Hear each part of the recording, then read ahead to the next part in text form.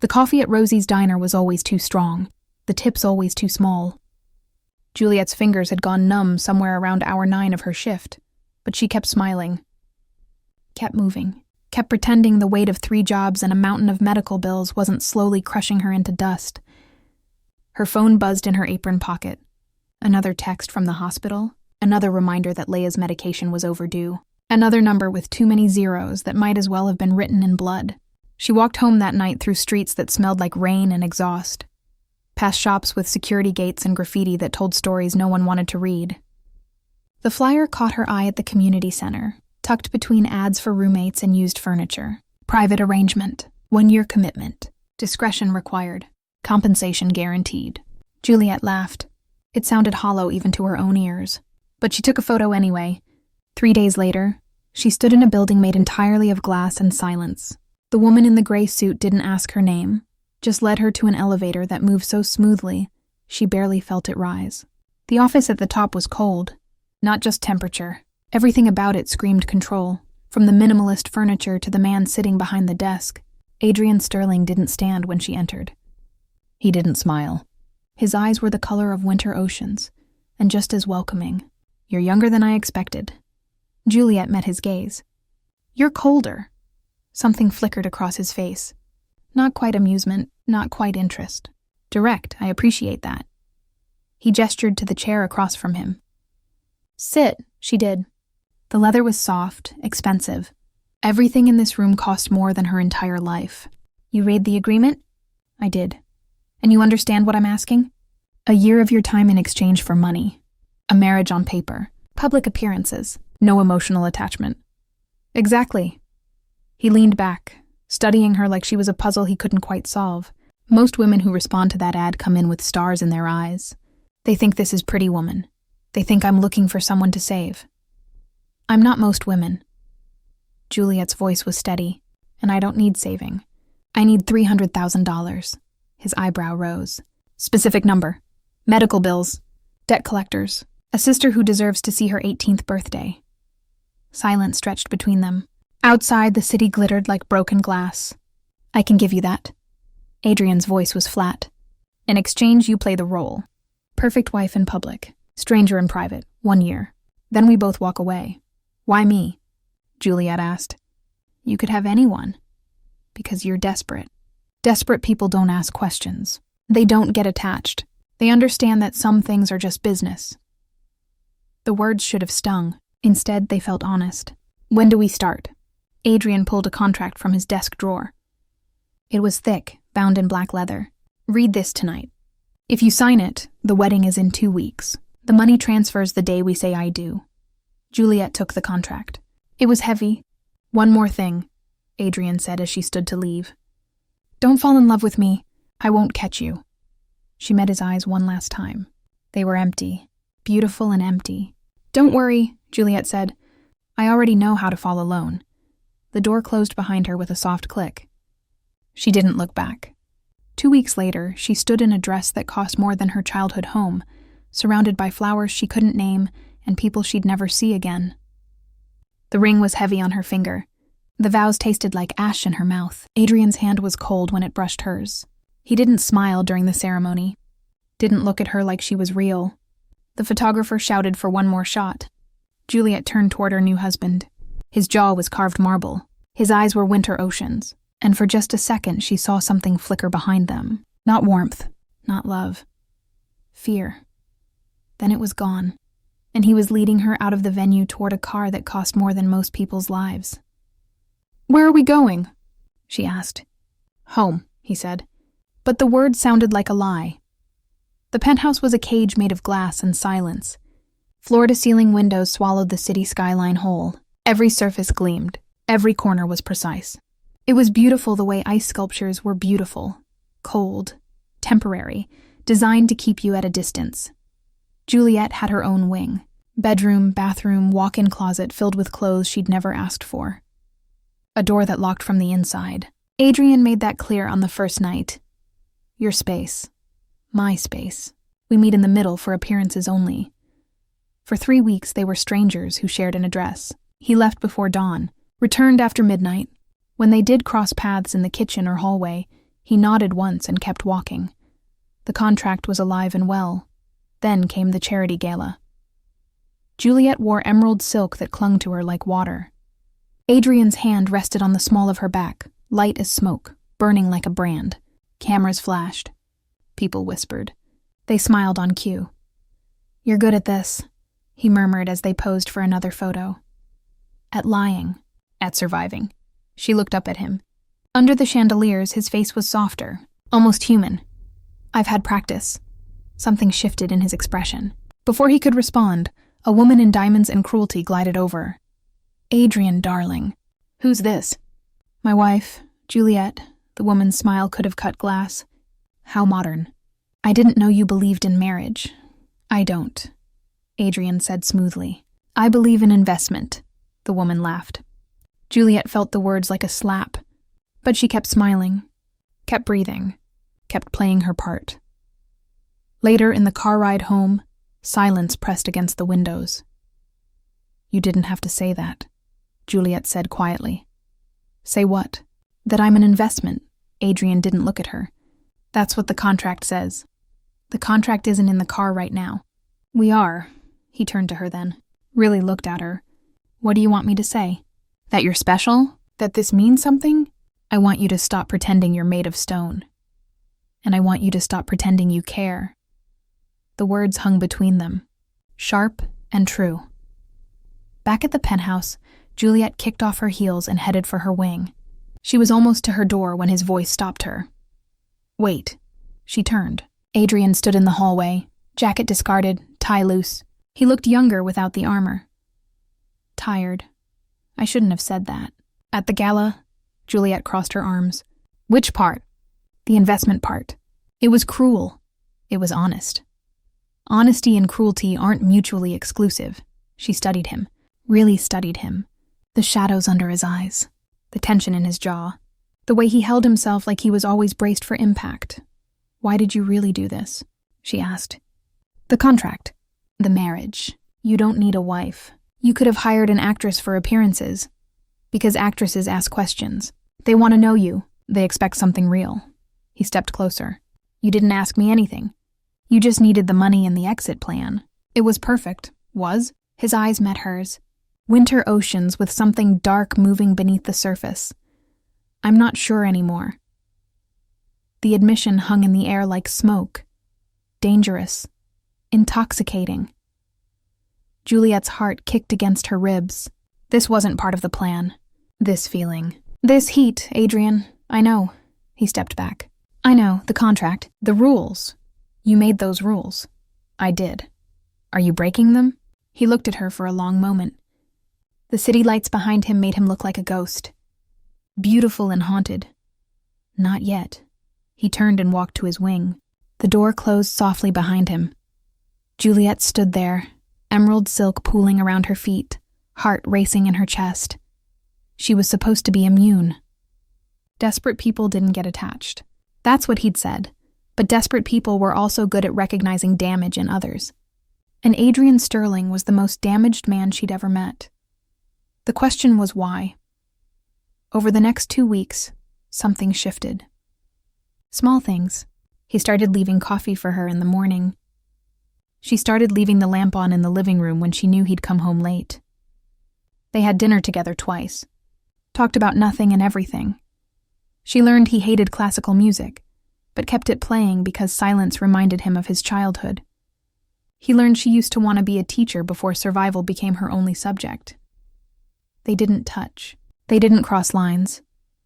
But the lines were getting blurry. Then came the envelope.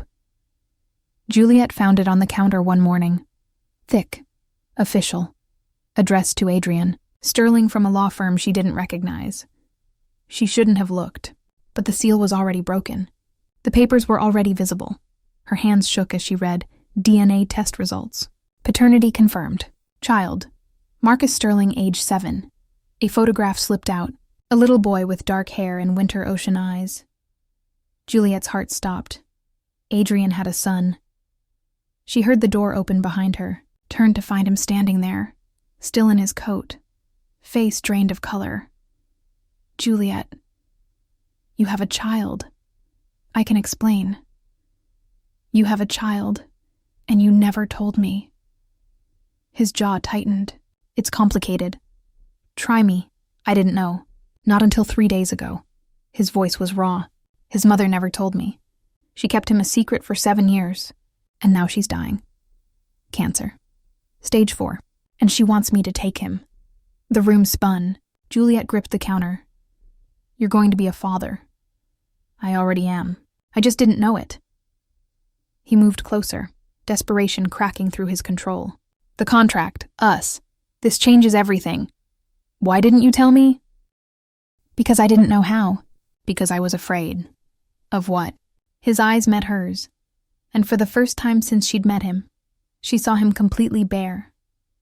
That you'd leave. Marcus arrived on a Tuesday. Small for 7. Quiet. Eyes too old for his face. He carried a backpack with dinosaurs on it and held his social worker's hand like it was the only solid thing in the world. Adrien stood frozen in the penthouse doorway. Father and son staring at each other across an impossible distance. Hi, Marcus whispered. Hi, Adrien said back. The social worker left. The door closed. 3 people who were strangers stood in a home that didn't know how to be warm. Juliet knelt down to Marcus's level. I'm Juliet. Are you hungry? The boy nodded. She made him grilled cheese. He ate it at the kitchen island, small and careful, like he was afraid of taking up space.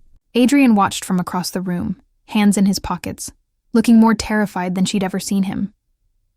That night, after Marcus fell asleep in the guest room, Adrien found Juliet on the balcony. The city sprawled beneath them, a constellation of broken lights.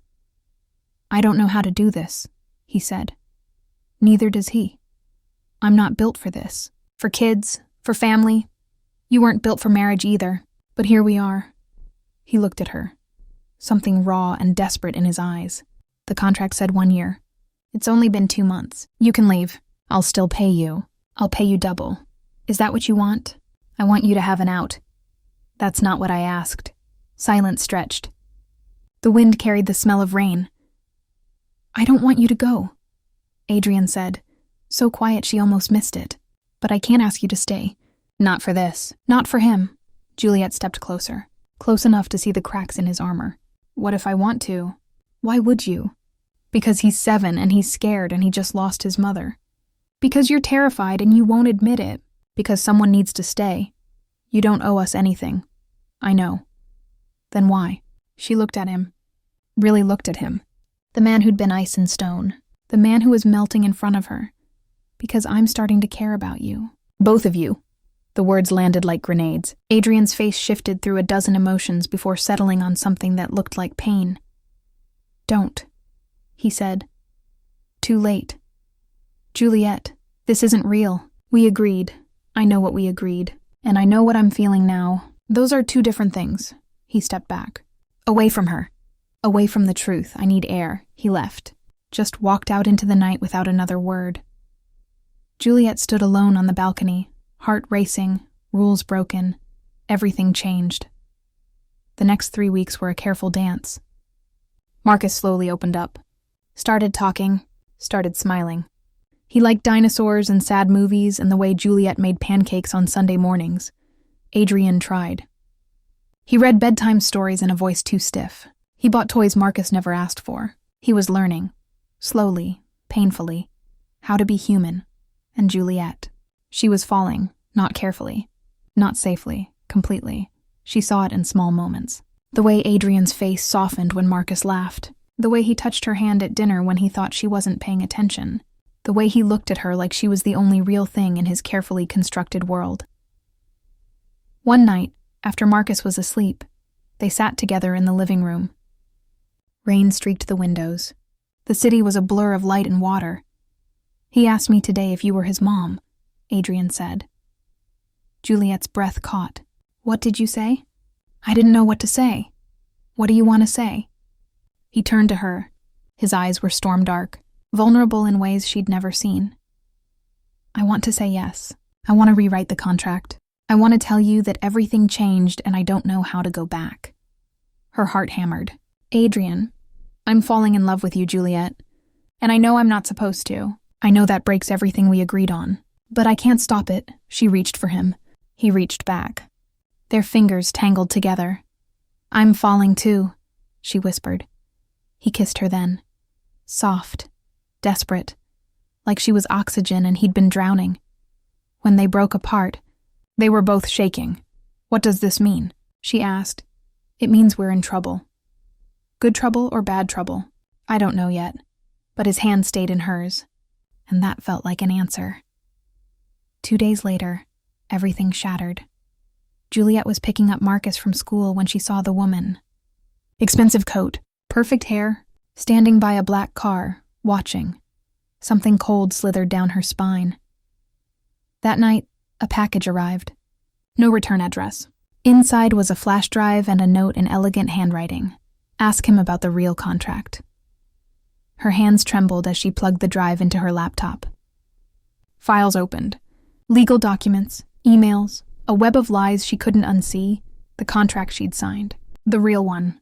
Not the marriage agreement, a medical trial, experimental, for Leia's condition. Adrien had been funding it the entire time. But there was a clause, a condition hidden in legal jargon she'd been too desperate to notice. If Juliet left before the year was up, the funding stopped. The trial ended. Leia would lose access to the treatment keeping her alive. She'd thought she was selling her freedom. She'd actually been trading her sister's life. The apartment door opened. Adrien walked in, Marcus's hand in his. He saw her face, saw the laptop, saw the truth written in her eyes. "Juliet, you used my sister." Her voice was shaking. "You used her illness to trap me here." Marcus looked between them, confused, scared. "Go to your room." "Marcus," Adrien said quietly. The boy ran. They stood in the wreckage of everything they'd built. "It's not what you think," Adrien said. "Then what is it?" "Insurance. I needed to make sure you wouldn't leave. The marriage had to look real. If you left early, everything fell apart. So you held my sister hostage. I gave her a chance at life. A trial that's working, medicine she couldn't get anywhere else. With strings attached. Yes. You said you were falling in love with me. I am. Was that a lie too? No, Juliet, listen to me. I'm done listening. I'm done being your investment, your insurance policy, your convenient wife. She grabbed her coat. Where are you going? Somewhere that doesn't feel like a cage. If you leave now, you break the contract. She turned back, looked at him one last time. The man she'd fallen for, the man who'd betrayed her. I know exactly what I'm breaking. The door slammed behind her. In the silence, Adrien stood alone. The ring she'd left on the counter caught the light. He'd won the game and lost everything that mattered. Juliet spent the night at a motel that smelled like cigarettes and regret. She didn't sleep. Couldn't. Every time she closed her eyes, she saw Marcus's confused face. Leia's smile. Adrien's eyes the moment he'd said he was falling in love with her. Lies. All of it. Except maybe it wasn't. Her phone buzzed at dawn. Adrien. She ignored it. It buzzed again. And again, finally she answered. What? Don't hang up, please. His voice was wrecked. Raw in ways she'd never heard. I have nothing to say to you. Then listen. Just listen. Silence crackled between them. You're right, he said. About everything. I used Leia's illness. I built a cage. I told myself it was business. Just another deal. Just another way to control the uncontrollable. I don't want your confession. I know, but I'm giving it anyway.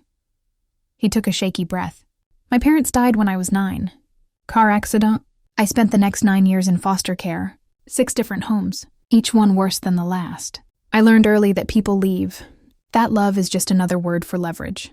That the only thing you can trust is a contract. Juliet closed her eyes. Didn't want to feel sympathy. Couldn't stop it. When I found out about Marcus, I panicked. Because suddenly I had to be something I never learned how to be. A father, a family. Something real. His voice cracked. And you. God, Juliet, you came into my life like fire and I didn't know how to not burn. So I did what I always do. I tried to control it. Control you. Control everything. You can't control love, Adrien. I know that now. So what? You're sorry? That fixes it? No, nothing fixes it. But I'm ending the contract, all of it. Medical trial funding continues regardless of what you do. No strings, no conditions. Leia gets the treatment. You get your freedom, and I get exactly what I deserve. Her throat tightened. Which is?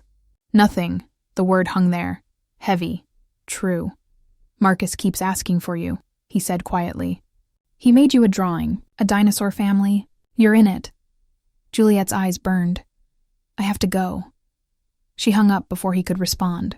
For 2 days, she sat in that motel room, staring at walls and weighing options. She could walk away, free and clear. Adrien had released her from the cage, but freedom felt empty. She called Leia. Hey, stranger, her sister said. Where are you? It's complicated. You sound sad. I'm fine. Liar. Leia's voice softened. What happened? Juliet told her everything. The contract, the marriage, Marcus, the betrayal, the confession. So he screwed up, Leia said when she finished. Massively. But he fixed it. He's giving me the treatment no matter what. He let you go. I know. So why do you sound like your heart's breaking? Because it is. Why? If he's such a monster? Juliet pressed her palm against her chest. Like she could hold the pieces together. Because he's not. He's just broken. And scared. And learning how to be human. And I fell in love with him anyway. Then what are you doing in a motel? Being angry. Being hurt. Those are valid. But are they bigger than what you feel for him? I don't know. Jules, listen to me. I'm alive because of that man. Yeah, his methods were trash. But the result? I get to breathe. I get to live.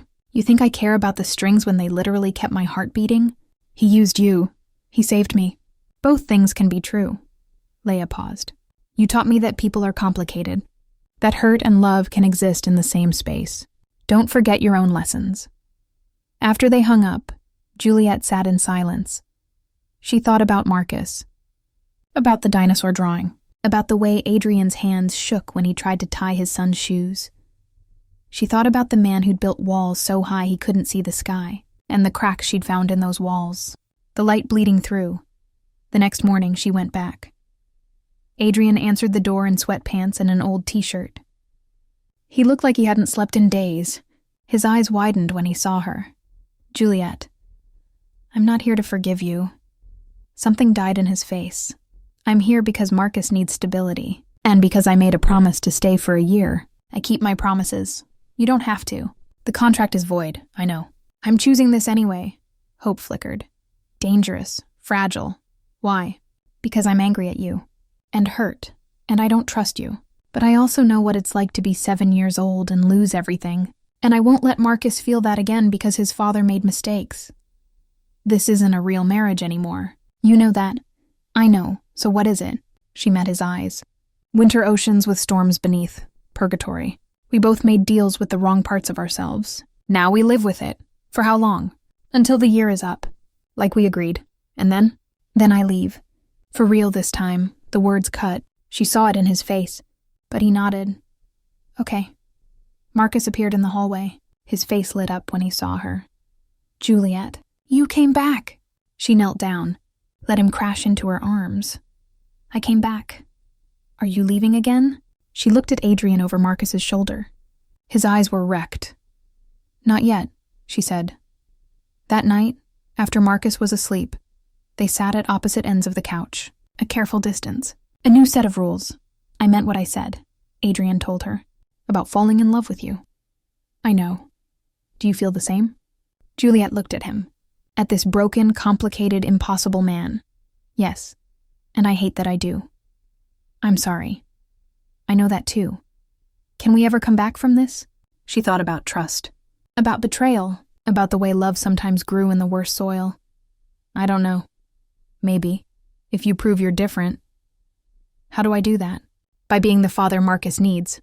By learning that control isn't the same as care. By letting me hate you and love you at the same time, without trying to fix it. That's a long list. You have 8 months. He nodded slowly. 8 months. They sat in silence. The distance between them felt like miles. But they were both still sitting there. 2 weeks later, Marcus got sick. Fever. Bad one. Juliet sat with him through the night. Cold cloths and soft songs. Adrien paced the hallway, terrified, useless. At 3 a.m., Marcus's fever broke. He opened his eyes. "Juliet? I'm here. Are you my mom now?" Her heart cracked open. "It's complicated, sweetheart. Because you and Dad are fighting?" "How do you know that?" "I hear things. You're sad." He's sad. Marcus's small hand found hers. "But you're still here. That means something, right?" Juliet looked at this child who'd lost everything and was still brave enough to hope. "Yeah, kid, it means something." Adrien appeared in the doorway, heard the whole thing. Their eyes met across the dark room. Something shifted. Not forgiveness. Not yet. But the smallest beginning of a bridge. 6 months passed like seasons changing. Slow. Inevitable. Transforming everything. Adrien learned to make breakfast. Terrible burned breakfast. But Marcus ate it anyway and called him Dad without hesitation. He learned to tie shoes and read bedtime stories in a voice that slowly lost its stiffness. He learned that control was the opposite of love. Juliet learned to carry her anger and her affection in the same hands. To let wounds heal without pretending they'd never existed. To watch this man become something better and not forgive him for what he'd been. Not yet. They moved around each other like dancers learning new choreography. Careful. Close. Never quite touching. Marcus bloomed. Started doing better in school. Made friends. Laughed more. He'd draw pictures of the three of them. Always together. Always smiling. "Is this real?" he asked Juliet one Saturday morning.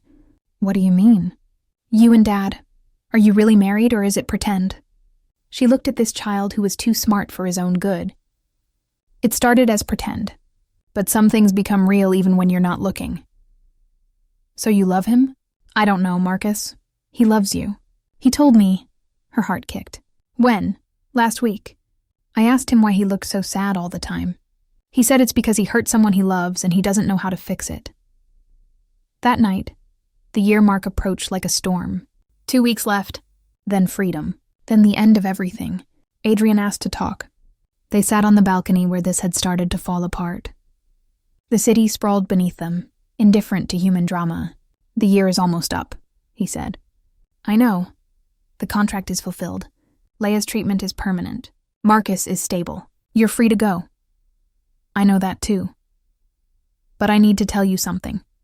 He turned to face her. His eyes were clear, honest in ways they'd never been. "I don't want you to leave.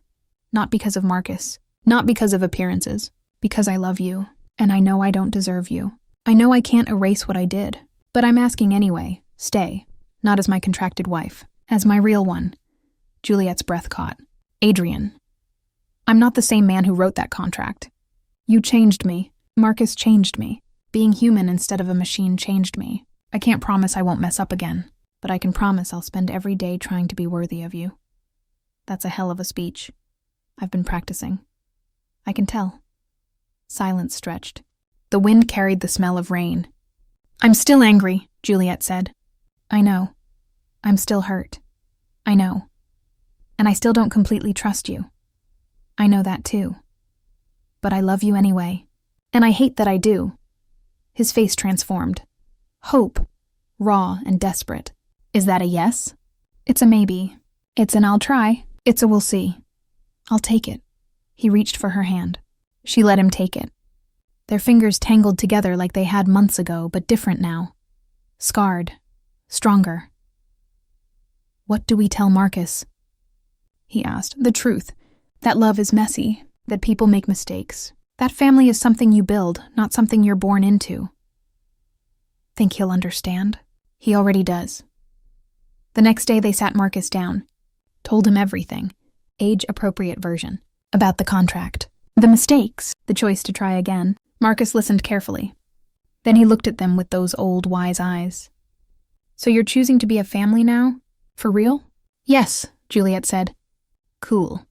He went back to his dinosaurs like it was the simplest thing in the world. Maybe it was. The final week of the contract year arrived. Instead of ending, it transformed. They tore up the old agreement. Wrote a new one. No lawyers this time. Just 3 people making promises. To try, to be honest, to fail sometimes and get up anyway. On the anniversary of their wedding, they didn't have a party, just the three of them. Marcus made them paper rings. They were crooked and perfect. "Do you take Juliet to be your real wife?" Marcus asked Adrien in his most serious voice. "I do." "Do you take Dad to be your real husband?" Juliet looked at this man who'd been ice and stone, who'd learned to melt, who'd learned to be human. "I do." "Then you're married for real now. You can kiss or whatever."